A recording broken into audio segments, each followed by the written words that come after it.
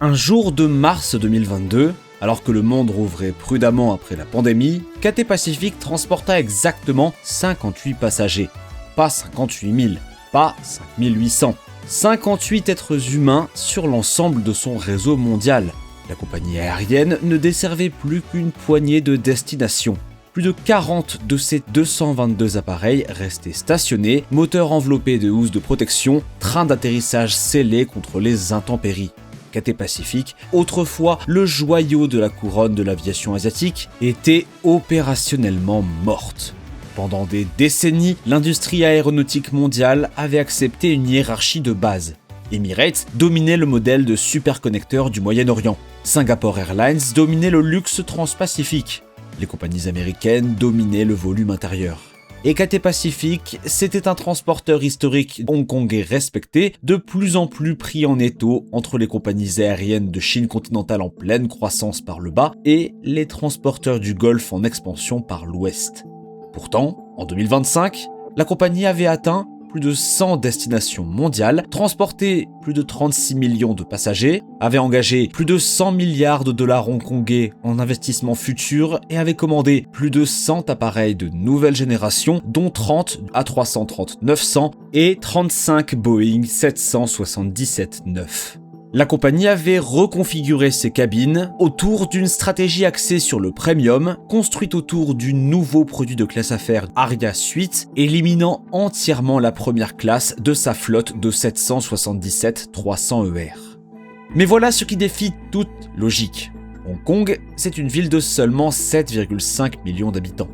Elle n'a aucun marché intérieur, aucun arrière-pays. Aucune base captive de passagers comme Londres ou New York en offre à British Airways ou Delta. Cathay ne peut pas se replier sur la demande intérieure lors d'une période de ralentissement. La compagnie opère avec une marge d'erreur stratégique nulle. Pourtant, chaque grande compagnie aérienne d'Asie et du Moyen-Orient observe la reconstruction de Cathay avec une inquiétude croissante. Alors comment une compagnie aérienne sans marché intérieur opérant depuis l'un des plus petits territoires au monde peut-elle discrètement devenir le transporteur le mieux positionné stratégiquement de la planète? Pour comprendre pourquoi Cathay mise tout sur son rôle de connecteur indispensable de l'Asie, il faut comprendre pourquoi la position de Hong Kong a été sous-estimée pendant si longtemps. La moitié de la population mondiale vit à moins de 5 heures de vol de l'aéroport international de Hong Kong. Cette seule statistique sous-tend l'ensemble de la stratégie. Aucun autre hub majeur, ni Dubaï, ni Singapour, ni Londres, ne peut en dire autant. Dubaï se situe au carrefour de l'Europe et de l'Asie, mais reste périphérique par rapport aux immenses centres de population d'Asie de l'Est. Singapour connecte magnifiquement l'Asie du Sud-Est, mais se trouve environ 2400 km plus loin de l'Amérique du Nord que Hong Kong. Cette pénalité de distance compte énormément lorsqu'on remplit des avions gros porteurs de fret et de passagers pour l'autre côté du Pacifique. Les chiffres sont éloquents. Durant l'année 2025, Cathay Pacific a programmé plus de 5400 vols transpacifiques offrant près de 1,7 million de sièges. Singapore Airlines, la compagnie la plus souvent comparée à Cathay, a programmé plus de 2200 vols transpacifiques avec environ 462 000 sièges sur la même période. Cathay ne s'est pas contentée de mener le marché transpacifique. Elle le domine. Hong Kong connecte plus de paires de villes asiatiques à plus de destinations occidentales que n'importe quel autre hub au monde. Tokyo est plus proche, mais n'a pas la profondeur de réseau de Cathay en Asie du Sud-Est et en Chine continentale. Singapour est mieux positionné pour l'Australie, mais plus faible pour l'Asie du Nord. Dubaï oblige à faire un détour pour quiconque part à l'est de l'Inde. Les compagnies aériennes se sont adaptées à ces réalités il y a des décennies. Mais ce qu'elles n'avaient pas anticipé, c'est que Cathay frôlerait la mort et que cette mort la rendrait plus forte. La crise du Covid frappa Cathay Pacific d'une manière sans précédent par rapport à toute autre grande compagnie aérienne. Les compagnies américaines disposaient de réseaux intérieurs. Les compagnies européennes avaient des marchés de loisirs court courrier. Cathay n'avait rien. La politique zéro Covid de Hong Kong n'était pas simplement restrictive. Cela constituait l'un des régimes de quarantaine les plus extrêmes jamais imposés à un personnel navigant dans l'histoire de l'aviation. Pour maintenir le fret et un service passager minimal, la compagnie mit en place ce qu'elle appelait le système en boucle fermée. Les pilotes et le personnel de cabine se portaient volontaires pour des rotations de 11 à 28 jours. Ils effectuaient un vol, atterrissaient, se rendaient directement dans un hôtel de quarantaine, restaient confinés dans une seule chambre durant des jours, puis reprenaient l'air. Pas d'air frais, aucun exercice physique au-delà de la chambre d'hôtel, aucun contact avec la famille, si ce n'est par appel vidéo. Le tribut psychologique fut évidemment dévastateur. La Hong Kong Air Crew Officers Association documenta un sentiment généralisé d'impuissance et de désespoir parmi le personnel restant. Les pertes cumulées entre 2020 et 2022 dépassèrent 34 milliards de dollars hongkongais. La compagnie nécessita un plan de recapitalisation de 39 milliards de dollars hongkongais impliquant le gouvernement de Hong Kong. Selon tout critère conventionnel, Cathay Pacific aurait dû sortir de la pandémie diminuée, compagnie fantôme reprenant péniblement un service partiel. Mais au lieu de cela, elle en émergea reconstruite de fond en comble. Et cette reconstruction était délibérée. Ce qui s'est passé ensuite représente l'un des investissements les plus audacieux en matière de flotte et de produits dans l'histoire de l'aviation moderne. En août 2024, Cathay a annoncé un plan d'investissement de 100 milliards de dollars hongkongais couvrant le renouvellement de la flotte, les produits cabines, les salons d'aéroport et l'infrastructure numérique. Il ne s'agissait pas de dépenses de reprise, c'était du capital de transformation. La stratégie de flotte raconte l'histoire le plus clairement.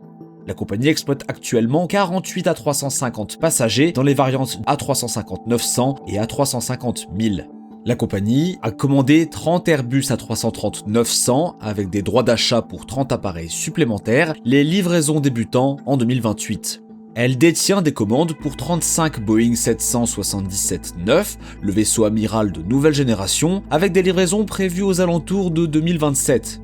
Et elle a commandé 6 avions cargo Airbus A350F avec des options pour 20 cellules supplémentaires pour remplacer sa flotte cargo vieillissante de 747-400 ERF. En janvier 2025, Cathay a lancé un appel d'offres auprès d'Airbus et de Boeing pour des dizaines de gros porteurs supplémentaires, signalant une commande de plusieurs milliards de dollars pour des livraisons au cours de la prochaine décennie. La famille A320 reste le plus petit appareil du groupe. Chaque dollar d'investissement dans la flotte est dirigé vers des capacités gros porteurs, long courrier, à configuration premium. Mais les chiffres de la flotte seuls n'expliquent pas la stratégie. C'est la reconfiguration des cabines qui l'explique. Ce que Cathay a fait avec sa flotte de Boeing 777-300ER représente l'une des reconfigurations les plus agressives axées sur le premium dans l'industrie. La compagnie a entièrement supprimé la première classe de ses appareils. À sa place, Cathay a élargi la classe affaires à 45 sièges Aria Suite, chacun doté de portes coulissantes, d'écrans 4K, de recharge sans fil et de cloisons à haute confidentialité. La classe économique premium a été étendue à 48 sièges.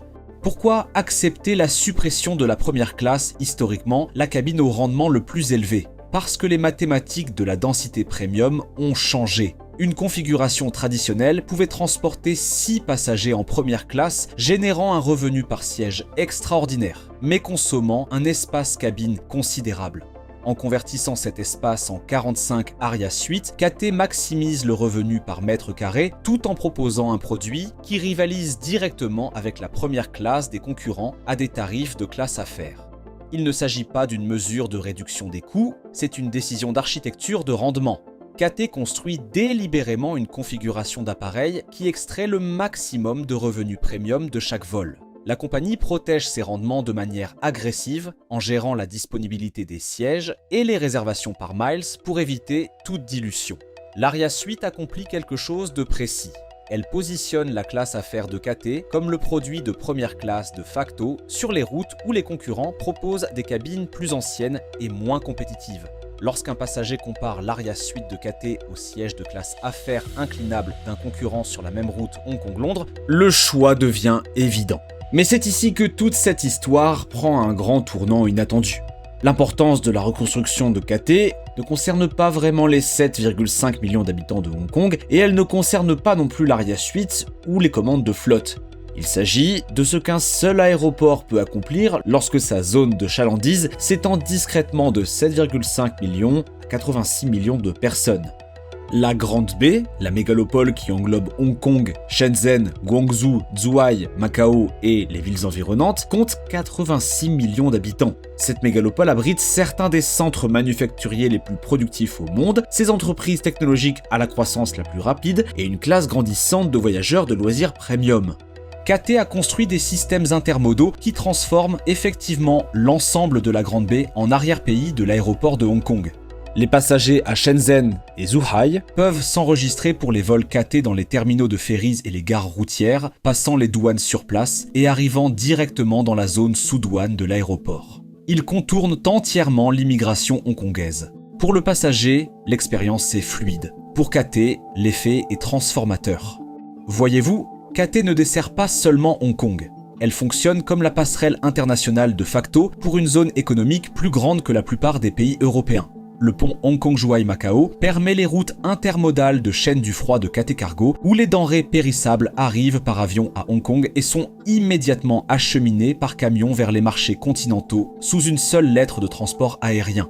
70% des opérations de fret de KT sont désormais numérisées, réduisant les délais de traitement de 40%. Cela crée quelque chose qu'aucun concurrent ne peut facilement reproduire. Singapore Airlines ne peut pas construire de réseau d'alimentation vers le sud de la Chine. Emirates ne peut pas offrir de services de bus intégrés aux douanes de Shenzhen à Dubaï. L'intégration géographique est physiquement, politiquement et logistiquement unique à Hong Kong.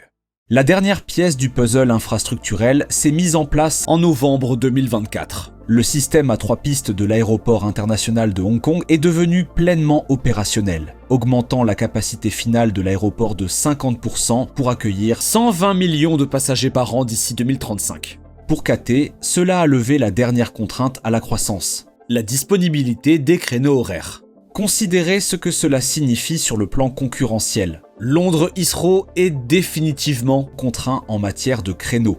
Tokyo Haneda rationne les accès. Singapour Changi est en expansion mais fait face à des années de travaux. KT Pacific opère désormais depuis un hub disposant d'une capacité excédentaire de pistes conçue sur mesure pour la prochaine décennie d'expansion.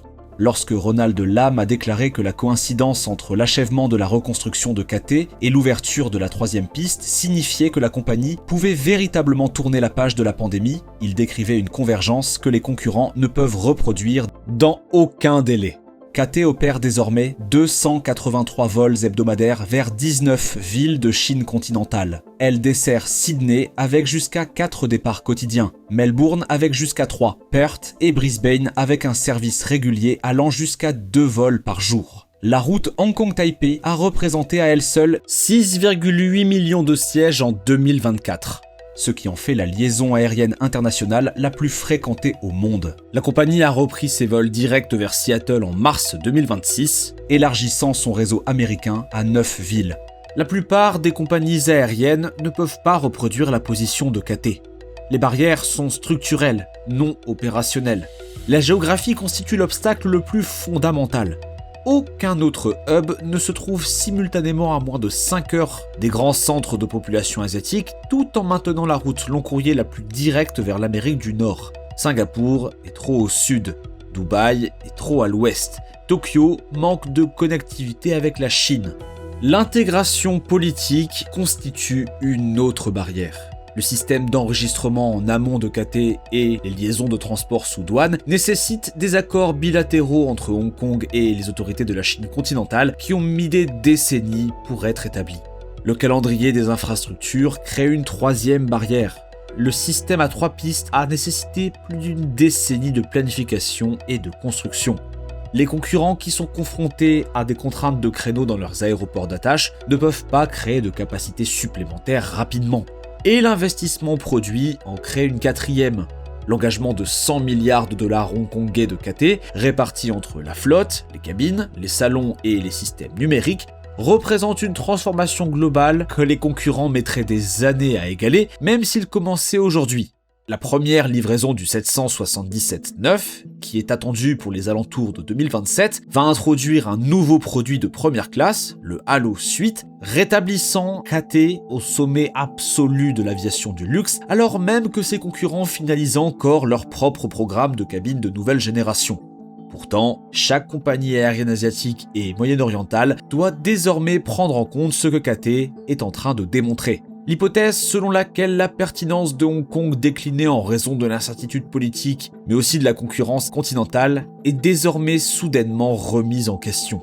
Les compagnies du Golfe ont bâti des empires en connectant l'Asie à l'Europe via le Moyen-Orient. Cette connexion devient moins essentielle lorsque KT offre davantage de sièges transpacifiques, un accès plus profond à la Chine et des cabines premium rivalisant avec tout ce qu'Emirates ou Singapore Airlines peuvent déployer. 12 avions ne permettent pas de monter en volume, ils permettent de monter en influence. Mais KT ne construit pas avec 12 avions. La compagnie construit avec plus de 100 nouveaux appareils, un aéroport à 3 pistes et 86 millions de personnes dans son bassin de chalandise élargi.